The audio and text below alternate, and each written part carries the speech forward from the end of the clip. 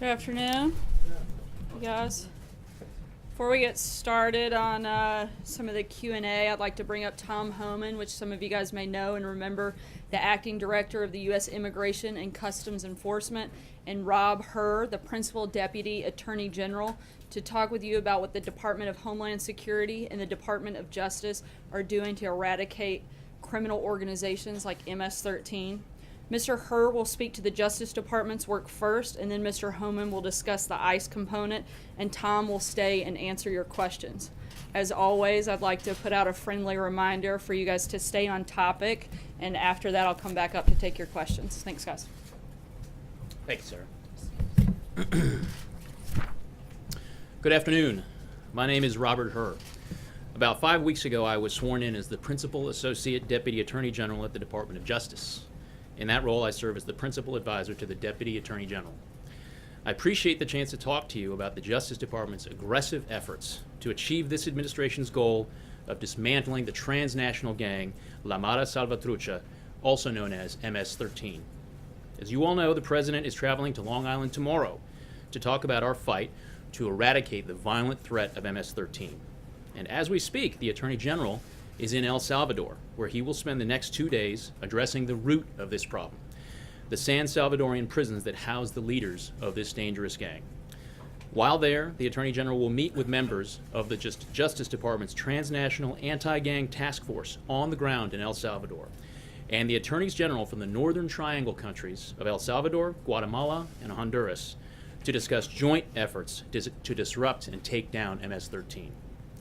Earlier in my career, I served as a federal prosecutor in Maryland, where I personally prosecuted a number of MS-13 racketeering cases. These included capital cases in which the defendants' crimes were so violent and so heinous that the government saw fit to pursue the death penalty. Through these prosecutions, I learned firsthand from the victims, their grieving and heartbroken families, and other members of terrorized communities just what a scourge this group of thugs really is. This gang's chilling motto is Mata, Viola, Controla, which means kill, rape, and control. They seek to live up to this motto through truly shocking acts of violence designed to instill fear. Vicious machete attacks, execution-style gunshots, gang rape, and human trafficking. They use whatever they can get their hands on: guns, knives, machetes, baseball bats, tire irons, or their fists and feet, not just to inflict violence. They use violence to shock, to send a message, and to control territory here in the U.S. and in Central America. The Attorney General has answered the President's call, and we at the Justice Department are moving forward aggressively against MS-13. Specifically, pursuant to the President's direction and executive orders, the Attorney General has directed the Department's law enforcement agencies, ATF, DEA, FBI, and the Marshal Service, as well as federal prosecutors across the country, to prioritize the prosecution of gang members, specifically MS-13. The Attorney General has issued charging guidance regarding violent crime and criminal immigration enforcement, both of which directly target MS-13 members and their associates. In addition, the Department of Justice has requested funding for 300 more federal prosecutors to focus specifically on violent crime and criminal immigration enforcement. We've also prioritized multi-agency and cross-border collaboration in order to attack MS-13 from all angles. The Justice Department and the Department of Homeland Security are coordinating our anti-gang efforts to ensure that we bring both criminal and immigration laws to bear in the fight against transnational gangs. We continue our critical partnerships with state and local law enforcement around the country, whose brave men and women are truly on the front lines in the fight against MS-13. And we work, of course, hand in glove with our law enforcement partners in the Northern Triangle countries of El Salvador, Guatemala, and Honduras. They are helping us take the fight to MS-13 on its home turf. It speaks volumes that the Attorney General himself has traveled to the nerve center of MS-13 and is standing in solidarity with our partners in Central America. Indeed, earlier today, just hours ago, El Salvadorian prosecutors announced that they have filed charges against and arrested over the past 36 hours hundreds of members of MS-13 in El Salvador. Many of the defendants are members of MS-13's Peajes Locos Salvatruchos clique, who are centered in the La Paz department of El Salvador. Earlier this year, members of this MS-13 clique committed several high-profile murders in El Salvador. The shooter in these murders fled to the United States and is now in ICE custody pending immigration proceedings. This prosecution showcases just how closely we are working with our partners in El Salvador to combat MS-13. Specifically, U.S. law enforcement agents with ICE who are on the ground in El Salvador are coordinating with their counterparts here in the U.S. to ensure that the shooter is removed from the United States as quickly as possible to face charges in El Salvador. This investigation is being handled by Salvadorian gang prosecutors who were trained and mentored by embedded DOJ prosecutors in El Salvador, and Salvadorian police officers who were trained and mentored by the FBI and advisors from the State Department. At the request of Salvadorian prosecutors, the Justice Department has also arranged to have an essential witness to the murders transported to El Salvador for court proceedings. United States law enforcement and federal prosecutors recently targeted leaders and members of the same Peajos clique operating here in Maryland, charging 16 defendants with racketeering offenses involving murder and attempted murder, the last of whom was sentenced this year to life imprisonment. These are very significant blows to MS-13 and are made possible by our close cross-border coordination. We've also revitalized the institutional hearing program, which brings immigration judges to Bureau of Prisons facilities to adjudicate the immigration status of federal criminal alien inmates while they're incarcerated. This results in much quicker deportation after these criminals serve out their prison sentences here in the United States. Finally, we are also holding sanctuary cities accountable for their lawless conduct. The Attorney General will not allow sanctuary cities to become sanctuaries for criminals. Earlier this week, the Attorney General announced new grant conditions. Cities and states may only receive burn-jag grants if they comply with federal law, allow federal immigration officials access to detention facilities, and provide 48 hours notice before they release an illegal alien wanted by federal authorities. Taking on MS-13 is a top priority of this administration and this Justice Department. We will not tire, and we will not fail.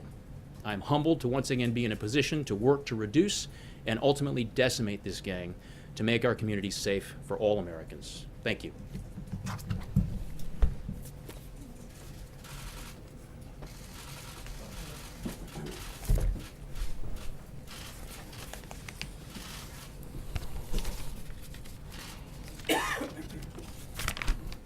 Good afternoon. I'm Tom Homan. I'm the Acting Director of U.S. Immigration and Customs Enforcement, known as ICE. Targeting, arresting, and removing members of violent street gangs such as MS-13 sends a clear message to criminal enterprises around the world. You are not welcome in the United States, and you will find no harbor here. President Trump made it a priority to get these criminals off our streets and, when possible, out of our country. And that's exactly what the men and women at ICE are going to do every single day to help keep America safe. ICE's Homeland Security Investigations, known as HSI, National Gang Unit, leads our efforts along with our deportation officers to identify and arrest gang members while working to dismantle the organizational structure that supports them. Gang members are involved in a broad range of criminal activity, including murder, extortion, narcotics trafficking, weapons trafficking, human smuggling, and other crimes with a nexus to border security. Since the beginning of January of this year, ICE's Homeland Security Investigation has already arrested 3,311 gang members across the country in a number of targeted operations. I'll speak just about two. Project New Dawn, a recent gang surge led by ICE HSI, netted 1,378 gang arrests. Operation Matador, up in New York State, since May 9th, has netted over 100 gang members and affiliates, vast majority of MS-13 members. Make no mistake, organized violent transnational gangs threaten the safety of our communities, not just in major metropolitan areas, but in our suburbs like Suffolk County in New York, where I'll be joining the President tomorrow to discuss this very issue. Let me share just a couple examples that demonstrate the violence of these criminals. Recently, 2 MS-13 members who were juveniles, arrested as part of Operation Matador, have been implicated in the quadruple homicide of 4 young adults in New York. An additional MS-13 arrest admitted to being complicit in homicides of 2 juvenile females. Multiple other Operation Matador MS-13 arrests have led to admissions of narcotics trafficking, weapons smuggling, and intelligence and other unsolved crimes in the region. The proliferation of MS-13 remains an ongoing challenge for law enforcement everywhere. Our efforts to eradicate gangs such as this are much more effective in areas where our partnership with local law enforcement is the strongest. As I said the last time I was here, I cannot stress enough, our operations are more effective when there are strong local partnerships supporting them. Sanctuary city policies only make it more difficult, if not impossible, for ICE to remove known gang members and other criminal aliens who are removed from this country without the opportunity to commit additional crimes. As I said when I was here at the podium a month ago, cooperation is critical. It is often state and local law enforcement, not ICE, that first come into contact with transnational gang members. Together, through partnership, we can keep our streets safe. Together, our gang is bigger than theirs. In addition to making our communities safer, the intelligence gathered from operations targeting MS-13 helps our agents and investigators continue their efforts to fully dismantle these global criminal enterprises. From the command and control structure in El Salvador to the street members walking our communities and everybody in between. In closing, I'll say this: the progress we're making would not be possible without the brave and dedicated men and women of ICE. These are professionals, American patriots, who leave the safety of their homes and their families every day to help keep us safe, to keep people safe they'll never meet. And I am honored and proud to represent them here today. With that, I'll take questions. Sir? Thank you. In Montgomery County, there has been MS-13 activity, and when they have prosecuted MS-13 there, they have said that the members of MS-13, some of them are citizens, and to get help from the immigrant community where they're plaguing, the plague is on the immigrant community, that they have not been successful because they're afraid of being taken out of the country, that you're going to deport them. So for those in the immigrant community who are being taken advantage of, are you going to offer any type of support for those who are not involved in MS-13 who come forward to assist law enforcement? Because local law enforcement says that's the largest problem they have in getting people to come forward. They think they're going to be deported. Well, you all can help with that message, right? I mean, the mismessaging that ICE is out there doing neighborhood raids and roadblocks and things that we were being accused of doing. We got to get the message straight. ICE prioritizes our arrests based on criminal threats, national security, those who violate immigration laws. However, if they're a victim or witness, we're not out looking for victims or witnesses. I believe that these, especially MS-13, they victimize the very communities in which they live.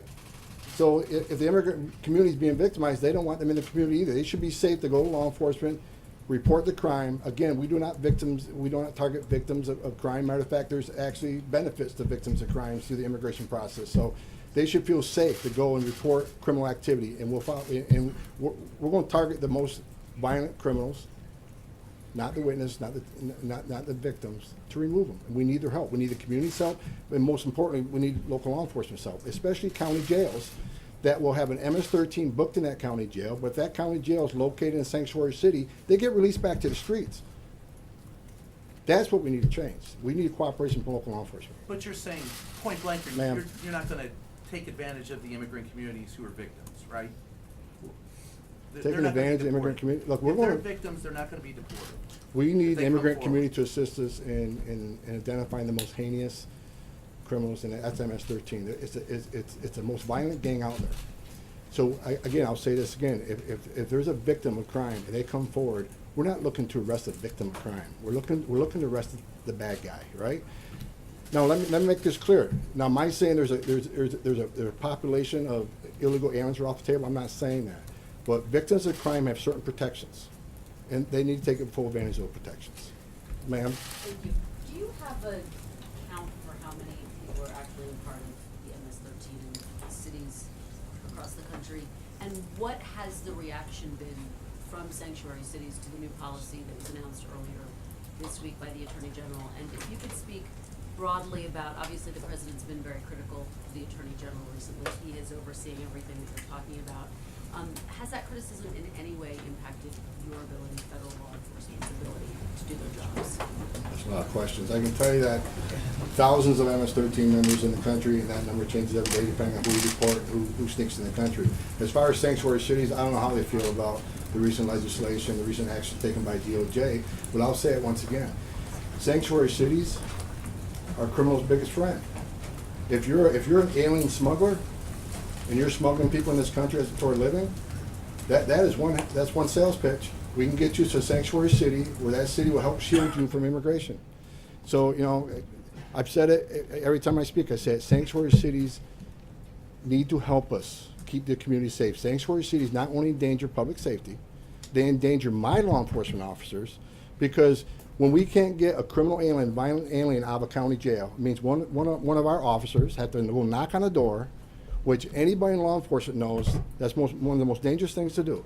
So rather than arresting a violent criminal in the safety, security, and privacy of a county jail, we gotta go knock on a door. We gotta arrest them in the community. The community's put at risk, our officers are put at risk, and the alien himself is put at risk. We gotta start thinking about public safety and the men and women of ICE, and the men and women of the Border Patrol, who we've lost many over the last few years at the hands of violent criminal aliens.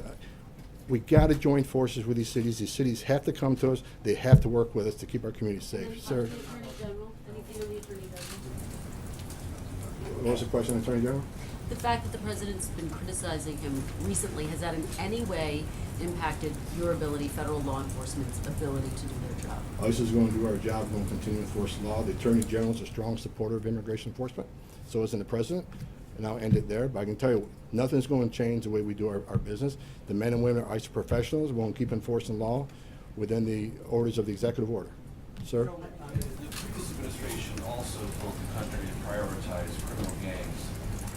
Are you telling the country now that it didn't? And if you're not, what is different about your approach as compared to the previous administration's approach with MS-13 and those gangs like it? Well, I can tell you that the prior administration prioritized criminals, not security threats. But the difference is, for those that criminal aliens get booked in a county jail, on the prior administration, they needed a conviction before we can even put a detainer on and ask for them to come in our custody. That's not necessary anymore. If you've been arrested for a serious crime and you're in a county jail, we're going to drop a detainer. We're going to take the person in custody. What does that mean, dropping a detainer? That means we're asking the local jurisdiction to hang on to them until we can get there to take custody of them when they're done with you. Has that proven effective? Yes, I think we got more jurisdictions coming to the table now. Even, you know, the story is, you know, we got sanctuary cities here and there, but more jurisdictions, more law enforcement coming to the table now. The 287G agreements, we've already doubled those agreements on this administration. I expect to triple those agreements by the end of the year. Most law enforcement agrees with what I'm saying up here. The street cops, they want to work with us, and they want to identify these threats to the community and get them out of their communities. These people are not welcome in the communities, and local law enforcement are teaming up with us. The operation I spoke about here in New York City, we work with Nassau County, Suffolk County, NYPD. All these jurisdictions want to get the criminal element out of their neighborhoods. The immigrant communities themselves, they don't want these people in their communities. We all should be on the same page here. But again, you know, New York City, one of those places where, you know, we can't get into Rikers Island and put our hands on people that are here illegally and the criminal aliens. When it comes to gang members walk out of county jails and sanctuary cities every day across this country. That's what we need to change. Man. How are suspected gang members being identified for ICE enforcement? Is it just through local law enforcement? Are there databases that you're using? Like, how do you know how to find these gang members? Local law enforcement, they're usually ones that, you know, they have the most intelligence on gang members. As far as what we look for to find gang members, I'd rather not discuss that, because I certainly don't want to share that information with the gang members who may be watching and say, okay, well, we'll just do this a little bit different. There is a myriad of factors we look. It's just not, we don't arrest people for the way they look. I'm going to make that clear, because I've seen media accounts about people with tattoos and clothing. That is one of many, many factors we look at. So it's really quite law enforcement sensitive how we identify, target, and locate gang members. So I can tell you that the men and women of ICE are well trained. Other federal agencies, whether it's the Bureau or whether it's, you know, the Suffolk County, Nassau County, Nassau County, they do this for a living. They're professionals. They look at a lot of factors, including database checks. But I'd rather not share the factors we all consider to look at that, because I really don't want to share that with the criminal element who may be watching this program. Thank you. You said that victims of crimes who are immigrants will not be targeted. In February, your agency detained a woman in El Paso, Texas, who was seeking a protective order against a domestic abuser. Can you say now that your agency will not be doing that again? And if it's been done in the past, why should we believe you that it won't be done in the future? Okay, with that case you're talking about, you obviously don't know all the facts that I do. That is not the way. There's much more of that story than you're presenting here today. I can tell you that was a solid arrest, and it's under litigation. I can't give you I can't give you all the information I have. That was a good arrest. That was a public safety arrest, and I can't say any more because it's in litigation. Take one last question, guys. You focused, and the president's going to focus tomorrow on the most violent gangs, MS-13, and suggesting that that's what ICE is focused on. I'm reading a story here from just last month that said the biggest number that ICE arrests are up of illegal immigrants, and the sharpest spike is seen for non-criminals. I think that the other side of the issue would say that ICE and this administration really is going after non-criminals and just using these moments to sort of suggest otherwise. What do you say about that? It's ridiculous. I mean, when under prior administration, non-criminals were not a priority. So when you go from 0 to 100, of course you're going to see the biggest rise in that. The executive orders are clear. Anybody reads the executive orders, no population's off the table. So non-criminals, yeah, those that are got a court order from a judge that refused to leave, we're looking for them. Those who enter the country illegally, I've said it 100 times, that is a crime to enter this country illegally. And when they get their due process at great government, at great taxpayer expense, billions of dollars are spent on border security, immigration court, detention. So when they get their due process and a federal judge orders them removed, that order needs to mean something, or the whole system has no integrity. Nowhere else in law enforcement has anybody asked a law enforcement agency to ignore a judge's order from a bench. They've had their due process. Our job is to enforce those orders, and that's what we do. And for the people that say that we concentrate too much on those that are not criminals beyond them committing a crime entering the country illegally, they've not committed yet another crime. You should ignore them. They've been here. Let them go. That message drives what happened in San Antonio. That message drives what happened in Victoria, Texas, that I investigated back in 2003. If we send the message that if you get into the country, you get by the Border Patrol, and don't get arrested by local law enforcement for another crime, no one's looking for you, that is a magnet, that is a pull factor. We got to stop that messaging. We got to tell people it's not okay to violate the laws of this country. You can't want to be a part of this country and not respect its laws. You can't have it both ways. So until we get that message clear, that there is no safe haven here, and if you're in sanctuary cities, that's where we'll send additional resources, look for you at your home, at place of employment. We're going to enforce the law. We got to stop sending the message that people that don't commit yet another crime should be forgotten. Don't enforce the law. If I could, on a previous question, you said you need the cooperation of local communities. We hear that a lot from law enforcement, and including American immigrants, families that are maybe have mixed situations. The President Trump the other day called it in a speech in Ohio twice referred to criminal gang members as animals. I think there are some who would say, well, that's sort of another attempt to paint broader swaths of immigrants as criminal and violent. He wasn't that specific about who he's talking about necessarily, and I'm wondering if you think that kind of rhetoric is appropriate, or whether that could, potentially set back some of your efforts in trying to convince community members to work with your department. As a career law enforcement officer, I can tell you that criminal aliens are a threat not only to public safety, but to national security. We got to enforce the laws. The men and women at ICE are doing it in a professional manner. And I shared with you the last time I was here why it's so important to let the folks know in Central America and Mexico, let those that want to come to the United States to find themselves in a sanctuary city, why it's so important to send a message they should not make that dangerous trek. In my years of 33 years of doing this job, these are criminal organizations that transport these people into the country. The same organizations, the same illicit pathways that smuggle drugs, smuggle weapons, and smuggle people that want to do harm to this country. And by continuing to ignore that segment of the illegal population, we are bankrolling these criminal organizations. As I said earlier, sanctuary cities, that's the alien smuggler's best friend. That's their advertisement. We'll get you to a sanctuary city.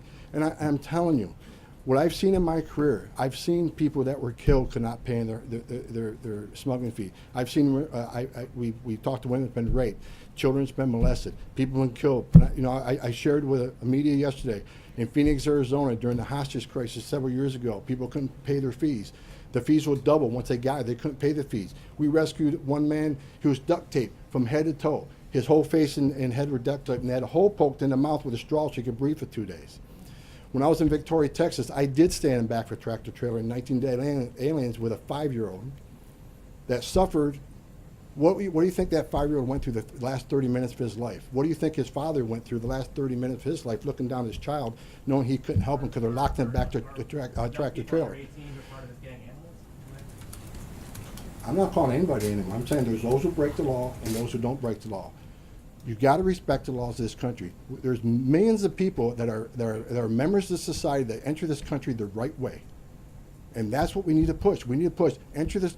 There's a legal way and an illegal way. We got to be pushing the legal message out there and stop sending this message that if you don't commit yet another crime beyond the crime you committed when you came to this country, that it's okay to be here. It's not okay to be here illegally. It's not okay to violate the laws of this country. We're going to enforce law.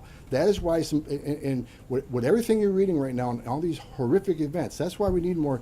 We need the 10,000 officers that President Trump has promised, so we can go after these gangs even harder in the criminal alien population. We need the border wall. Border wall is one more tool in the toolbox that might prevent some of the things from happening.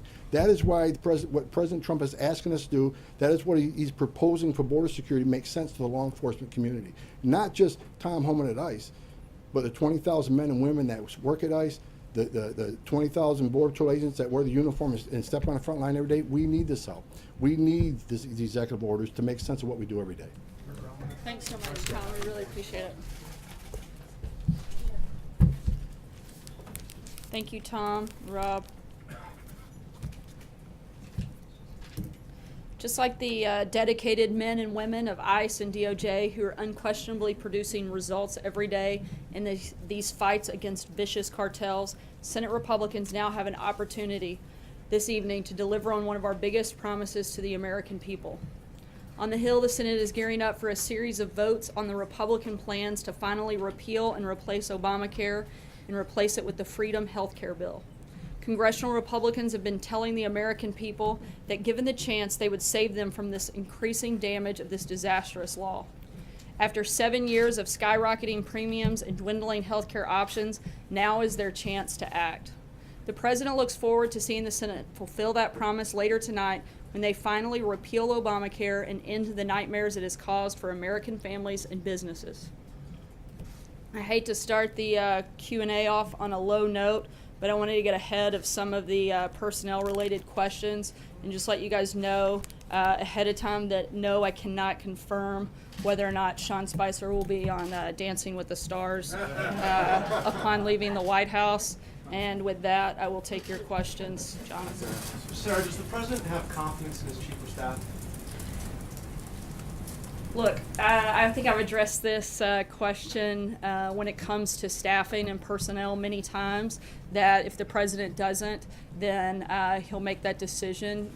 We all serve at the pleasure of the President, and if he gets to a place where that isn't the case, he'll let you know. So you can't say right now if the President has full confidence in Chief of Staff Reince Priebus? I think I just answered that. Look, I think what we have, this is a White House that has a lot of different perspectives because the President hires the very best people. They're not always going to agree. There are going to be a lot of different ideas. Unlike previous administrations, this isn't groupthink. We all come and have a chance to voice those ideas, voice those perspectives, and have a lot of healthy competition. And with that competition, you usually get the best results. The President likes that type of competition and encourages it. The people that are here because they love the President, they love this country, and they want to see the best things happen. And sometimes you're going to have different ideas come to the table. That's all we're talking about. Public humiliation of both the Attorney General and now the Chief of Staff, left to kind of wonder about their own fate, their own status within this administration. I don't know that the President's spoken about that, particularly on Attorney General Sessions. Look, he's been clear that he was disappointed with his decision to recuse himself, but at the same time, as I've said, look, Attorney General Sessions knows better than anybody that the President and his campaign had nothing to do with Russia, and his decision to recuse himself was disappointing to the President. At the same time, the President wants him to do his job, do it properly. He wants him to be tough on the intelligence leaks, and he wants him to move forward. Lindsey Graham says there will be holy hell to pay if Attorney General Sessions is fired. What does the President say to that?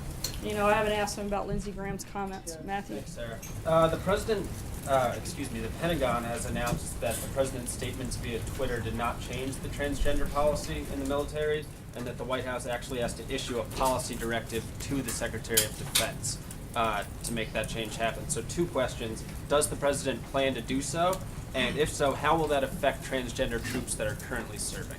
As I said yesterday, the White House will work with the Department of Defense and all of the relevant parties to make sure that we fully implement this policy moving forward and do so in a lawful manner.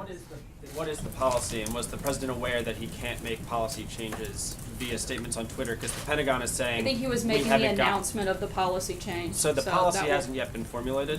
Well, like I said, they are going to have to work out the details on how that all moves forward to lawfully implement that policy change from this point. Sarah, thank you. Moving on to healthcare, you talked about how Senate Republicans have the chance tonight to really undo Obamacare, but it seems like the thing that's most likely to get through is the skinny repeal. And that would just kind of, that would maybe get rid of the mandate and some other things, but it's not the massive overhaul that had been promised. So would the White House support just a skinny repeal, that being signed into law? We certainly support progress moving forward, and that's what we're seeing taking place in the Senate right now. And I think that that's the place where we've been since we started this, is we're looking for moving the ball forward down the field, repealing and replacing it with a better healthcare system, and this is one step within that process. But does the White House believe that a skinny repeal on its own would be enough to address the issues of premiums, rising premiums and deductibles and things like that? Like, would the president sign just a skinny repeal? Well, we've got to see what they get to tonight. We haven't seen a final piece of legislation. We're continuing to work with the Senate to make sure we get the best health care we can. Go ahead. Yeah, Sarah, I want to ask 2 questions, one about the president's management style and one about immigration enforcement. So on the president's management style, is the president aware that occasionally, like days like yesterday when he had a big jobs announcement he wanted to roll out, that his seemingly impulsive decisions to make an announcement on transgender troops steps on his own message? Is the president aware of that dynamic, and is he interested in changing it at all? I think the president's aware that he can walk and chew gum at the same time. This is a White House that takes on a lot of different things every day, not just one, and we're going to continue to do that moving forward. On immigration, I have a question about immigration enforcement. So this week when the president spoke in Ohio, he spoke about MS-13 and he gave a litany of the violence that they're capable of. And then he said, our guys are rougher than their guys. What did the president mean by that? I think the president means that our guys are going to do whatever it takes to protect Americans, protect American lives, protect our borders. Is that a license for the use of more force when it comes to making arrests against MS-13? Look, the president wants people to do their jobs, not go beyond the scope of what they should do, but he wants to protect our country. He wants to protect American people, and he's asked the law enforcement agencies to step up and help be part of that process, as I think we would all expect for them to. Does he want law enforcement agencies to change the rules of the use of force when it comes to making the arrests against MS-13? I'm not aware of any specific changes. Hey, Sarah. Anthony Scaramucci was on CNN today talking about Reince Priebus. He said, quote, if he wants to prove he's not a leaker, let him do it. I can't imagine that you would speak on Anthony's behalf, but if you would, does he think that Reince Priebus is a leaker, or does the White House, does the president think that Reince is leaking? I'm not going to comment on Anthony's suggestion. I'll let him answer for himself. I think I made pretty clear where the president is, and I don't have anything to add beyond that. I have a tax question too, please. Does the president believe that tax overhaul should increase the budget deficit, or should it be revenue neutral? Look, we're continuing to make announcements on the details of the tax reform plan. As I'm sure you all saw, there was a joint statement that came out earlier today, and we're making a lot of progress on this front. As we get closer to lining out the final details, we'll certainly be putting those out in front of all of you. The big pieces are simplification and helping take off the relief for the middle class. Those are big places that we're really focused, and we're going to continue to do that. As you saw from the statement, the border adjustment tax was taken off the table, and that's another big step forward in the process. Peter? Sarah, can I ask you quickly about Anthony Scaramucci, a little bit of housekeeping? Only if you do it quickly. Fine. Has he taken an oath of office? I'm sorry? Has Anthony Scaramucci taken an oath of office? Not that I'm aware of. I don't Have know his about that. security clearances gone through yet? As always, we do not discuss security clearances. Is he without staff official at member of the White House staff now? Initially, it was announced that it would be in mid-August. He is working at the White House, but on your other questions, I So can't answer let me that. follow up. John Let me Gizzi. follow up then on Yeah. December. Thank Those you. were, but if you would, We're John, gonna just go with finish. Those were- one question Thursday because Okay. we're kind of tight on time. As I you was guys know, follow- the president's got to open. I was following the front row. presidential. Let me ask you about the Boy Scouts then, if I can, very I'm quickly. gonna Just actually go following- to John. Sorry, Thank Peter. you, Sarah. I do have to ask you about the health care bill. Many who are in the Freedom Caucus say that they would oppose the skinny repeal that was referred to earlier, that if a measure came out with just,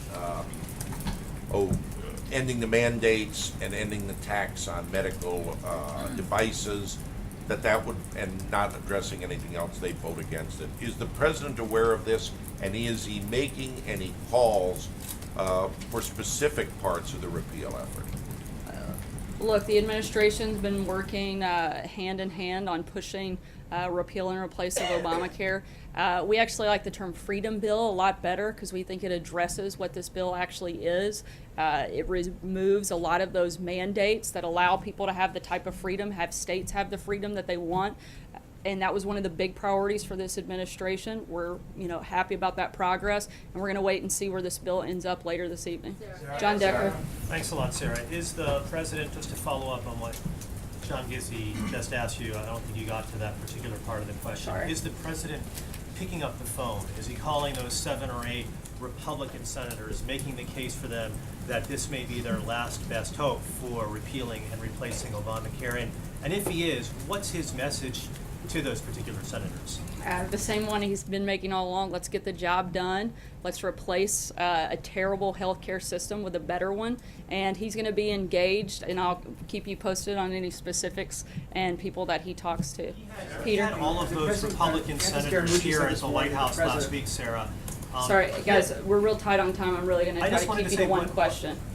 Let's be polite to your colleagues. Go ahead, Peter. Anthony Scaramucci said this morning that the president might veto the Russia sanctions bill, even though Senator Corker has now withdrawn his objection, and the same version that we've already seen from the House is going to be up for the Senate vote. Is that in fact possible? Will he veto a bill that passed with just 3 negative votes in the House and 2 negative votes in the Senate? As I said yesterday, the president and the administration support sanctions against Russia, Iran, and North Korea. We continue to support strong sanctions against those 3 countries, and we're going to wait and see what that final legislation looks like and make a decision at that point.